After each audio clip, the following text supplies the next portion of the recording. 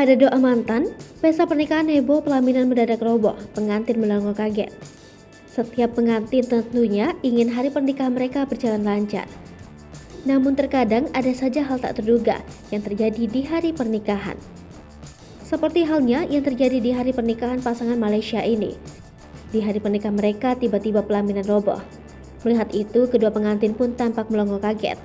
Pasangan pengantin Muhammad Lukman Hakim Zaihan dan Nurfatin Asila Zahid menikah pada 28 Mei 2022 lalu.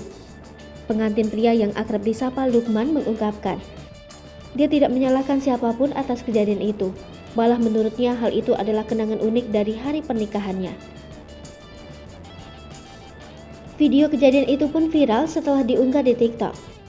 Video tersebut mengundang berbagai macam komentar dari netizen. Bahkan ada netizen yang berkomentar bahwa pelaminan itu roboh karena doa mantan kekasih dari sang pengantin. Membaca komentar tersebut, Lukman pun tak ambil pusing dan menganggapnya sebagai candaan. Sementara itu, pesta pernikahan dari pihak pria akan berlangsung 2 minggu lagi di Johor Bahru. Lukman berharap kejadian pelaminan roboh tak terulang lagi.